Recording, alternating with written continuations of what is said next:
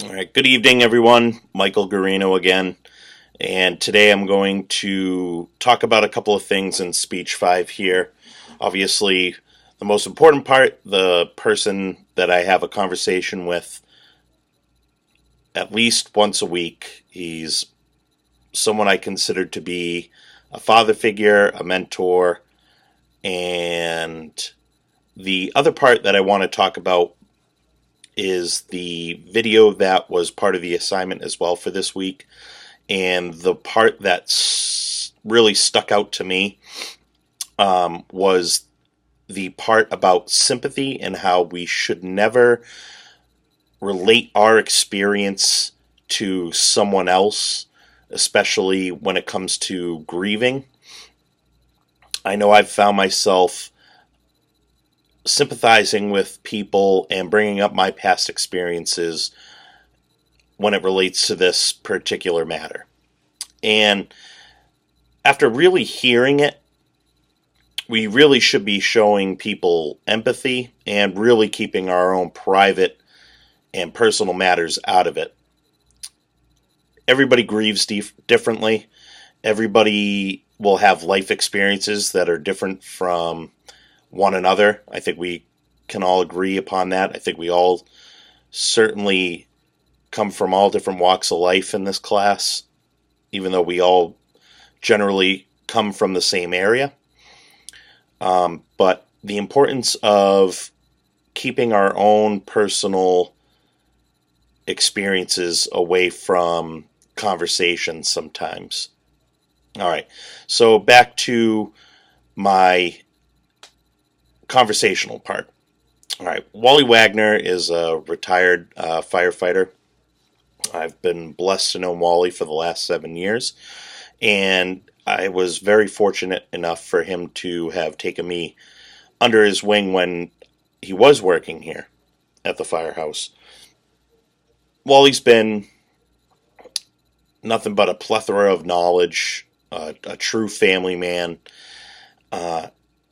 but above all, like the old saying goes, once a Marine, always a Marine. Well, Wally is once a firefighter, always a firefighter. When Wally speaks, I believe in the old expression as well that God gave us 2 ears and 1 mouth. So when I do speak with Wally, I tend to do more listening than I do the talking. What Wally has to say, I feel like, is always important, even if it's just a, hey, how are you, and how's your day going? Which obviously gives me the time, the turn to talk.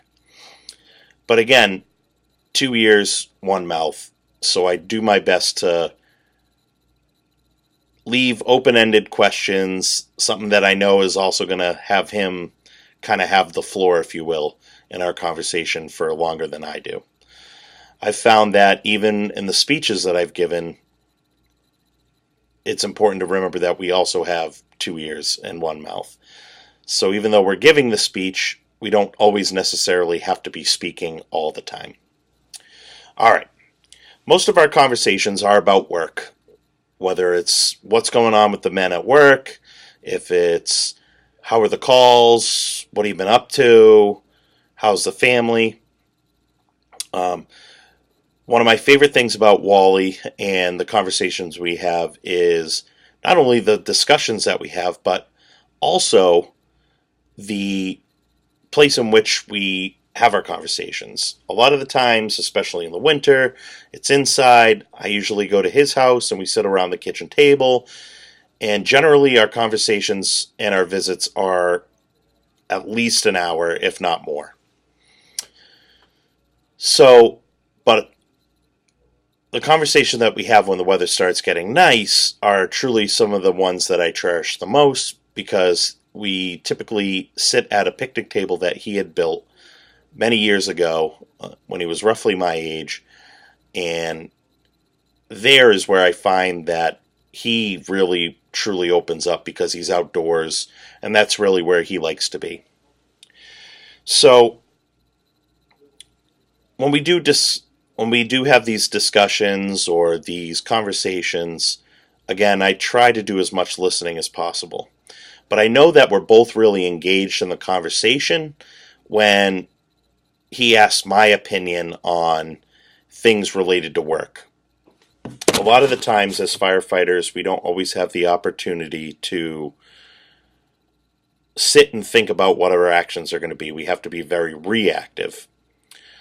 So him asking me questions and responding are one of the ways that he knows that I'm paying attention, and really vice versa. We kind of use each other to kind of play off of what we're going to discuss and what we talk about.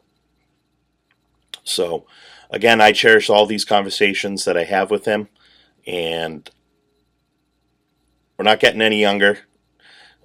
His health has unfortunately been declining over the years, and I know, especially with any conversation, and especially with him, like I said, I'll never take the time that we have and our conversations for granted.